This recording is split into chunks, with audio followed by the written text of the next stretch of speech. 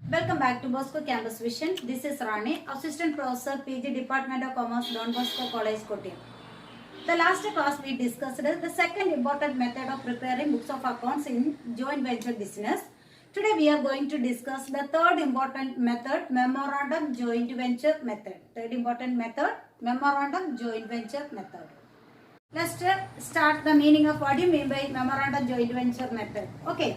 Now, third important method, memorandum joint venture method. What is memorandum joint venture method? Memorandum joint venture method is method of recording joint venture transactions without completing double entry in any book. Without completing double entry in any book. It is a method of recording transactions in joint venture. It is another important method of recording transactions in joint venture is called the memorandum joint venture method. The specialty of that method is without completing double entry system in any book. Without completing double entry system. ഇവിടെ double entry system നോക്കുന്നില്ല. നമ്മൾ അത് ഇപ്പോൾ suppose നമുക്കറിയാം double entry system ആകുമ്പം ഒരു ട്രാൻസാക്ഷന് to aspects ഉണ്ടാവണം. ഒരു ഡെബിറ്റ് ആസ്പെക്ട്സ് ഉണ്ടെങ്കിൽ അതിന് കറസ്പോണ്ടിങ് ക്രെഡിറ്റ് ഉണ്ടാകണം അല്ലേ. അപ്പൊ അങ്ങനെ ഡെബിറ്റും ക്രെഡിറ്റും ഒന്നും നോക്കാതെ തന്നെ നമ്മൾ എന്ത് ചെയ്യുക, ബുക്സ് ഓഫ് അക്കൗണ്ട്സ് പ്രിപ്പയർ ചെയ്യുന്ന രീതിയാണ് എന്തെന്ന് പറയുക, മെമ്മറാണ്ടം ജോയിന്റ് വെഞ്ചർ മെത്തേഡ് എന്ന് പറയുന്നത്. ഓക്കെ ആണല്ലോ. Under this method, each venturer records only those transactions which are affected by him. ഇവിടെ നമ്മുടെ ബുക്സ് ഓഫ് അക്കൗണ്ട്സ് പ്രിപ്പയർ ചെയ്യുന്നത് എങ്ങനെയാണ്? Each venturer prepare books of accounts. Each venturer opened a personal account. In this account, we recorded only that items affected by him. അയാൾക്ക് ആ business ട്രാൻസാക്ഷനിൽ എന്താ ഒരു ബിസിനസ്സിലേക്ക് വേണ്ടിയിട്ട് എന്തൊക്കെ കോൺട്രിബ്യൂഷൻസ് ആണ് ഉള്ളത്. അയാൾ എന്തെങ്കിലും ഗുഡ്സ് വാങ്ങിയിട്ടുണ്ടെങ്കിൽ അത്, അല്ലെങ്കിൽ എക്സ്പെൻസസ് മെയ്ഡ് ചെയ്തിട്ടുണ്ടെങ്കിൽ അത്, അല്ലെങ്കിൽ എന്തെങ്കിലും സെയിൽസ് മെയ്ഡ് ചെയ്തിട്ടുണ്ടെങ്കിൽ അത്. അപ്പം ആ പർട്ടിക്കുലർ പേഴ്സൺ ആ ബിസിനസ്സുമായിട്ട് എന്താണോ ഡീൽ ചെയ്തത് ആ ഒരു കാര്യങ്ങൾ മാത്രമായിരിക്കും എന്തിൽ റെക്കോർഡ് ചെയ്യുക, ആ പേഴ്സണൽ അക്കൗണ്ടിൽ റെക്കോർഡ് ചെയ്യുക. ഓക്കെ. അപ്പൊ എന്താണ് മെമ്മറാണ്ടം ജോയിന്റ് വെഞ്ചർ മെത്തേഡ് എന്ന് പറയുക? It is a method of recording joint venture transactions without completing double entry in any book. Under this method each venturer records only the transactions which are effected by him. Okay അല്ലേ?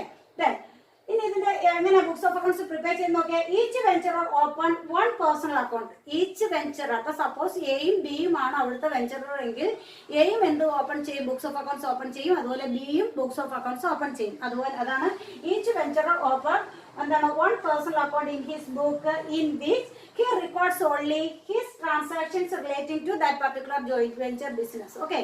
അപ്പം ഓരോ പേഴ്സൺസും ഓരോ joint venture account open ചെയ്യുന്നു. ആ open joint venture personal account, joint venture account അല്ല, personal account open ചെയ്യുന്നു.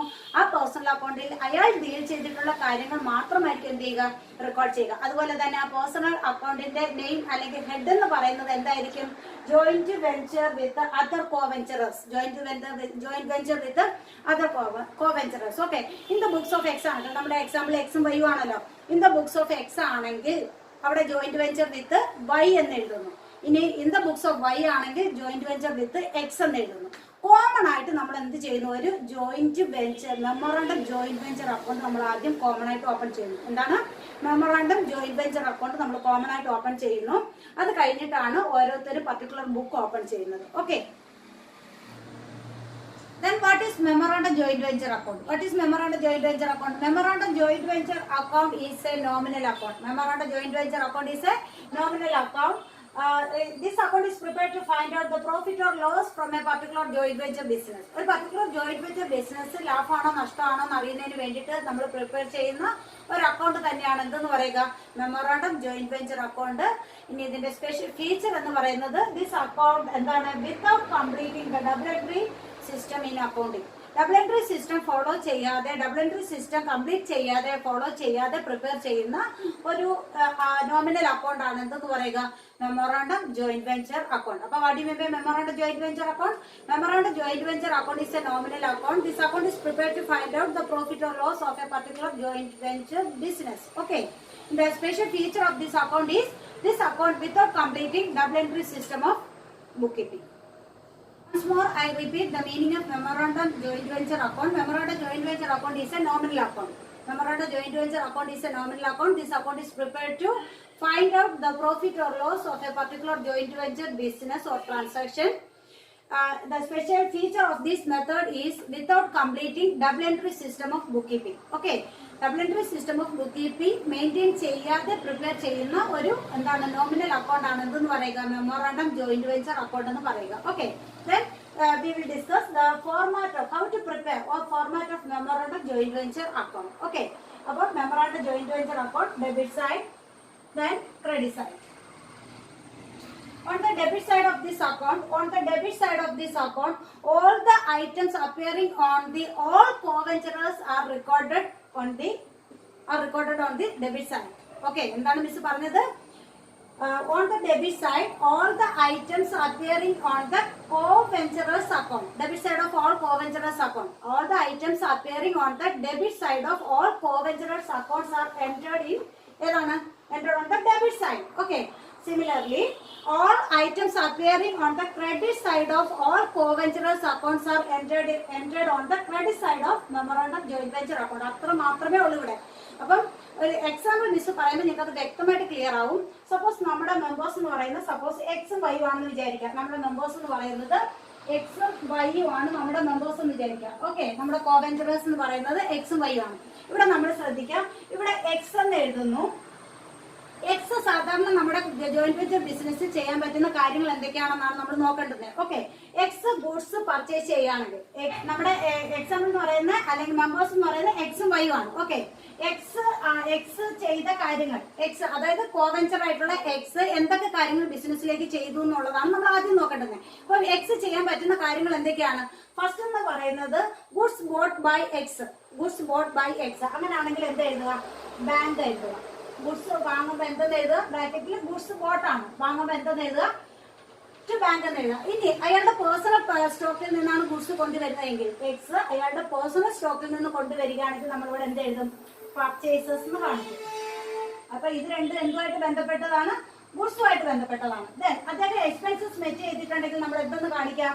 Expenses എന്ന് കാണിക്കാം. എക്സ് എക്സ്പെൻസസ് മെറ്റ് ചെയ്തിട്ടുണ്ടെങ്കിൽ എന്തെന്ന് കാണിക്കാം? എക്സ്പെൻസസ് എന്ന് കാണിക്കാം, മെറ്റ് ചെയ്തിട്ടുണ്ടെങ്കിൽ. അതുപോലെ എക്സിന് കമ്മീഷൻ വല്ലതും ഉണ്ടെങ്കിൽ എന്തെന്ന് കാണിക്കാം? കമ്മീഷൻ എന്ന് കാണിക്കാം. സപ്പോസ് ഇത്ര ഐറ്റം ആണ് എന്തെന്ന് പറയാ എക്സ്. സാധാരണ നമ്മൾ ഈ ജോയിന്റ് വെഞ്ചർ ബിസിനസ്സിൽ നമ്മളിപ്പോൾ ഇതുവരെ ചെയ്ത പ്രോബ്ലങ്ങളിലെല്ലാം കണ്ട കാര്യങ്ങൾ ഇതൊക്കെയാണ്. ഒന്നുകിൽ എക്സ് എന്ത് ചെയ്യുക? ബിസിനസ്സിലേക്ക് ക്യാപിറ്റൽ കോൺട്രിബ്യൂട്ട് ചെയ്യുക, എക്സ് ഗുഡ്സ് ബോട്ട് ചെയ്യുക, അതുപോലെ എക്സ്പെൻസസ് മെറ്റ് ചെയ്യുക, ദെൻ കമ്മീഷൻ ഉണ്ടെങ്കിൽ അത് കൊടുക്കുക, അല്ലെങ്കിൽ സെയിൽസ് നടത്തുക, എക്സസ് ഗുഡ്സ് ഉണ്ടെങ്കിൽ അല്ലെങ്കിൽ അൺസോൾഡ് ഗുഡ്സ് ഉണ്ടെങ്കിൽ ടേക്ക് ബാക്ക് ചെയ്യുക. ഇത്രയും കാര്യങ്ങളൊക്കെയാണ് നമ്മൾ നോർമലായിട്ട് ഏതിൽ വരിക? ഈ ജോയിന്റ് വെഞ്ചർ ബിസിനസ്സിൽ വരുന്നത്. അതുകൊണ്ട് തന്നെ എക്സിന് ചെയ്യാൻ പറ്റുന്ന മാക്സിമം ഐറ്റംസ് ആണ് മിസ് ഇവിടെ എഴുതി കാണിച്ചിരിക്കുന്നത്. ഇൻ കേസ് ഇനി എന്തെങ്കിലും ഉണ്ടെങ്കിൽ നമ്മൾ ഇതിൽ ഇതും കൂടി ഉൾപ്പെടുത്തും, അത്രേ ഉള്ളൂ. ദെൻ അതുപോലെ തന്നെ വൈ എന്ന പാർട്ട്ണറെ നമ്മൾ എഴുതുന്നു. വൈ അണ്ടർലൈൻ ചെയ്തിട്ട് വൈ ചെയ്തതോ അതുപോലെ എഴുതുന്നു. വൈ ബിസിനസ്സിലേക്ക് ഗുഡ്സ് വാങ്ങിയെങ്കിൽ ടു ബാങ്ക്, അയാളുടെ പേഴ്സണൽ സ്റ്റോക്കിൽ നിന്ന് കൊണ്ടുവന്നെങ്കിൽ ടു പർച്ചേസ്, അയാളുടെ എക്സ്പെൻസസ് മെറ്റ് ചെയ്തെങ്കിൽ അങ്ങനെ, അയാൾക്ക് കമ്മീഷൻ ഉണ്ടെങ്കിൽ അങ്ങനെ നമ്മൾ ഇതെല്ലാം എഴുതുന്നു. ഓക്കെ, അതുപോലെ ഇനി ക്രെഡിറ്റ് സൈഡിൽ എന്താ വരാൻ പോകുന്നത്? ഇതുപോലെ തന്നെ നമ്മൾ എക്സിനെ എഴുതിയിട്ട് അണ്ടർലൈൻ ചെയ്യുന്നു. എന്നിട്ട് എക്സ് ചെയ്ത കാര്യങ്ങൾ എഴുതുന്നു. എക്സ് ചെയ്തത് എന്തൊക്കെയായിരിക്കാം? സെയിൽ ചെയ്തിട്ടുണ്ടെങ്കിൽ ബാങ്ക് എന്ന് എഴുതാം. ഗുഡ്സ് തിരികെ എടുത്തുകൊണ്ട് പോയിട്ടുണ്ടെങ്കിൽ എന്ത് ചെയ്യാം? പർച്ചേസസ് എന്ന് കാണിക്കാം. ഓക്കെ അല്ലേ? സെയിൽ നടത്തിയെങ്കിൽ ബൈ ബാങ്ക്, ഗുഡ്സ് തിരികെ എടുത്തുകൊണ്ട് പോയിട്ടുണ്ടെങ്കിൽ എന്താ എഴുതുക? ഗുഡ്സ് തിരികെ എടുത്തോണ്ട് പോയിട്ടുണ്ടെങ്കിൽ പർച്ചേസസ് കാണിക്കാം. ഓക്കെ, അതുപോലെ വൈയും നമ്മളിങ്ങനെ എഴുതുന്നു. എന്താണ്? അദ്ദേഹം ഗുഡ്സ് വാങ്ങിയെങ്കിൽ നമ്മൾ ഗുഡ്സ് സെയിൽ ചെയ്തെങ്കിൽ എന്താ എഴുതുന്നു? ബാങ്ക് എന്ന് എഴുതുന്നു. അതുപോലെ ഗുഡ്സ് തിരികെ എടുത്തോണ്ട് പോവുകയാണെങ്കിൽ എന്തെന്ന് എഴുതുന്നു? പർച്ചേസസ് എന്ന് കാണിക്കും. ഇത് നമ്മൾ സാധാരണ നമ്മൾ എഴുതുന്ന പോലെ ഫോർമാറ്റ് ആകുമ്പോൾ അതിന്റെ എമൗണ്ട് ജസ്റ്റ് ഒന്ന് കാണിക്കുകയാണ്. ഇതൊക്കെ അതിന്റെ എമൗണ്ട് ആണെങ്കിൽ. അതുപോലെ ഇവിടെയും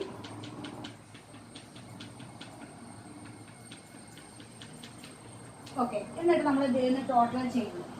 ടോട്ടൽ ചെയ്യുമ്പോൾ ഡെബിറ്റും ക്രെഡിറ്റും നമ്മൾ അതുപോലെ തന്നെ ചെയ്യുക. ഡിഫറൻസ് എങ്ങോട്ടേക്ക് മാറ്റുക? ഇവിടെ എക്സിന്റെ പ്രോഫിറ്റ് എന്നും അതുപോലെ വൈ പ്രോഫിറ്റ് എന്നും കാണിക്കും. കണ്ടോ? ഇവിടെ ഡിഫറൻസ് കിട്ടുന്നു. ഈ ഡിഫറൻസിനെ നമ്മൾ എന്താണ്? ഒരു എഗ്രീഡ് പ്രൊപ്പോർഷനിൽ ഡിവൈഡ് ചെയ്യുന്നു. അപ്പം X by X to X എന്നും വൈ എന്നും കാണിച്ചു. ഇതെന്താണ്? ഷെയർ ഓഫ് പ്രോഫിറ്റ് ആണ്.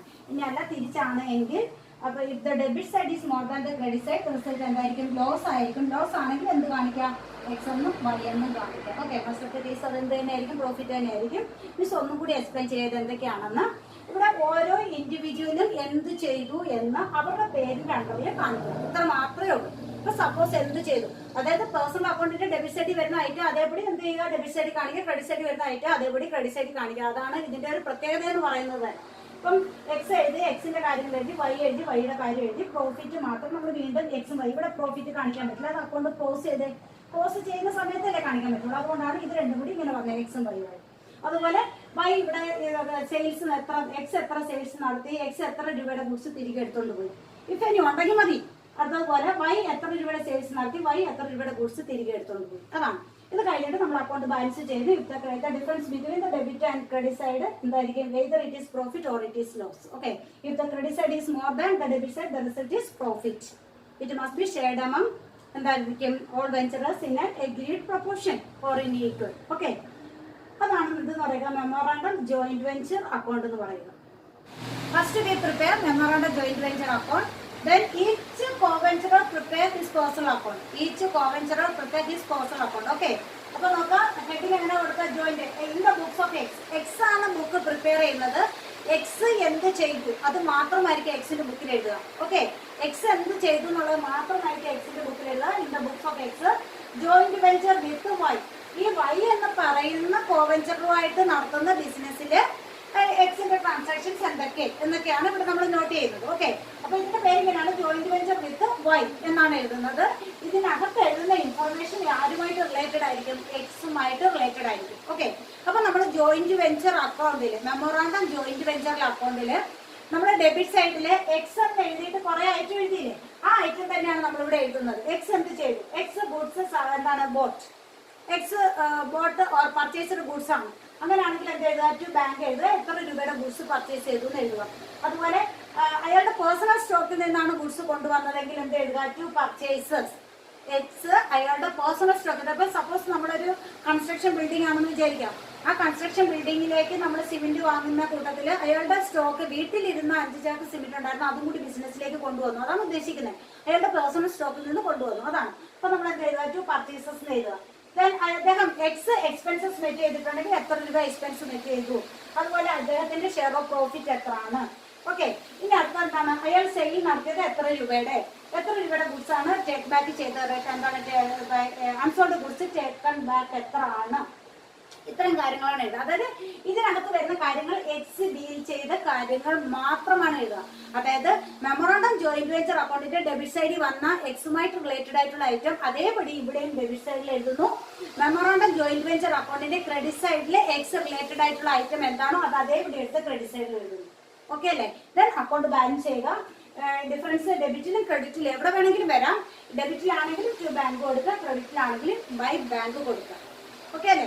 ഇതാണ് എന്തെന്ന് പറയുക, ജോയിന്റ് വെഞ്ചർ വിത്ത് വൈ. എക്സാമ്പിളിലെ ടു വെഞ്ചറേഴ്സ് എന്ന് പറയുന്നത് എക്സും വൈ ആയിരുന്നു. ഇൻ ദ ബുക്സ് എക്സ് ആണ് മിസ് ആദ്യം എക്സ്പ്ലെയിൻ ചെയ്തത്.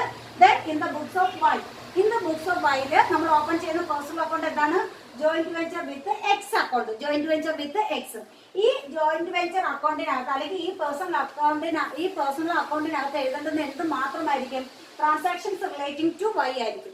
വൈയുമായിട്ട് ബന്ധപ്പെട്ടുള്ള ട്രാൻസാക്ഷൻസ് ആയിരിക്കും എന്തിൽ എഴുതുക, ഈ അക്കൗണ്ടിനകത്ത് എഴുതുക. വൈ പർച്ചേസ്ഡ് ഗുഡ്സ് ആണ് ഇവിടെ എഴുതുക, ടു ബാങ്ക് എന്ന് എഴുതുക. Y brought goods from his personal stock to purchase എന്ന് കാണിക്കുക. എക്സ്പെൻസസ് മെറ്റ് ബൈ എന്താണ് വൈ ആണെങ്കിൽ ടു ബാങ്ക് എന്ന് കാണിക്കുക. Then Y's share of profit.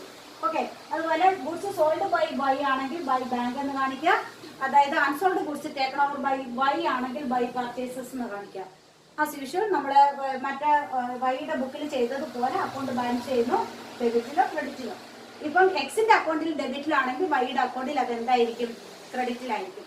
എക്സിന്റെ അക്കൗണ്ടിൽ ക്രെഡിറ്റിലാണ് ഡിഫറൻസ് വരുന്നതെങ്കിൽ വൈയുടെ അക്കൗണ്ടിലേക്ക് വരുമ്പോൾ അത് എന്തായിരിക്കും, ഡെബിറ്റ് ആയിരിക്കും. കാരണം 2 പേഴ്സൺസ് ഉണ്ടെങ്കിൽ ഒരു വ്യക്തി അങ്ങോട്ട് കൊടുക്കുന്നു, ആ വ്യക്തിക്ക് ഒരു വ്യക്തി കൊടുക്കുന്നു, മറ്റേ വ്യക്തി റിസീവ് ചെയ്യുന്നു. അത്രമാത്രം വ്യത്യാസം ഉണ്ടുള്ളൂ. എമൗണ്ട് ബാലൻസിങ് ഫിഗർ സെയിം ആയിരിക്കും. ഓക്കെ അല്ലേ?